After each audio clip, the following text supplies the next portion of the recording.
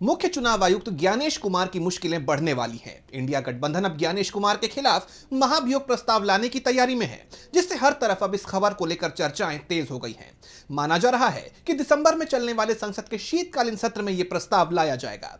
तो क्या अब अपने पद से हटाए जाएंगे मुख्य चुनाव आयुक्त ज्ञानेश कुमार? जानेंगे इस रिपोर्ट में।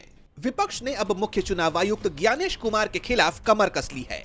इंडिया गठबंधन अब ज्ञानेश कुमार के खिलाफ महाभियोग प्रस्ताव लाने की तैयारी में है। इस खबर के सामने आते ही देश की राजनीति में उबाल आ गया है। माना जा रहा है कि यह प्रस्ताव दिसंबर में होने वाले संसद के शीतकालीन सत्र में लाया जाएगा।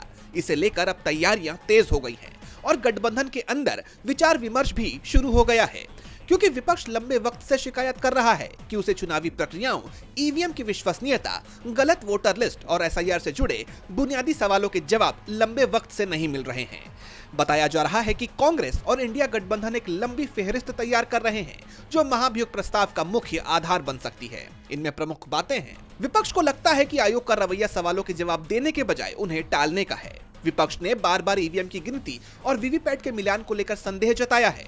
आरोप है कि चुनाव आयोग विपक्ष शासित राज्यों और नेताओं के खिलाफ अधिक सख्ती दिखाता है। नतीजों में हुई कथित देरी और अनियमितताओं पर उठे सवाल। विपक्ष का मानना है कि मुख्य चुनाव आयुक्त संवैधानिक पद की गरिमा के अनुरूप जवाबदेही सुनिश्चित नहीं कर रहे हैं। यानी संसद का शीतकालीन सत्र बहुत ही हंगामेदार रह सकता है और बीजेपी के लिए ऐसा होना बहुत ही चुनौतीपूर्ण हो सकता है, क्योंकि विपक्ष चुनाव आयोग के साथ बीजेपी की मिलीभगत का आरोप लगाता रहा है।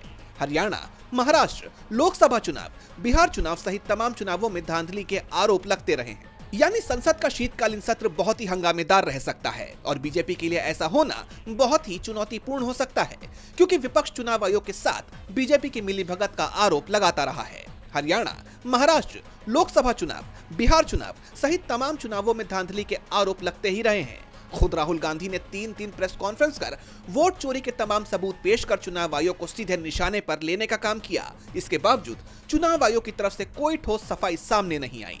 बिहार के बाद अब 12 राज्यों में हो रहे एसआईआर के दूसरे चरण को लेकर भी तमाम तरह की गड़बड़ियों की खबर ने चुनाव आयोग की कार्यशैली और मंशा पर सवाल उठाए हैं। ऐसे में इंडिया गठबंधन की एक कवायद काफी अहम मानी जा रही है। अब सबकी निगाहें इस महाभियोग प्रस्ताव की तैयारी और संसद के शीतकालीन सत्र पर टिकी हुई हैं, जब ये प्रस्ताव लाया जाएगा। तो क्या वाकई इस प्रस्ताव के आने से चली जाएगी ज्ञानेश कुमार की कुर्सी? ये तो आने वाले वक्त में ही पता चल पाएगा। डीबी लाइव की रिपोर्ट। हमारे चैनल से जुड़े रहने के लिए YouTube पर टाइप करें डीबी लाइव, सब्सक्राइब बटन को क्लिक करें और बेल आइकन को दबाना न भूलें, ताकि खबरें आप तक पहुंचती रहें। देखते रहिए डीबी लाइव, क्योंकि यहाँ हैं खबरें लगातार।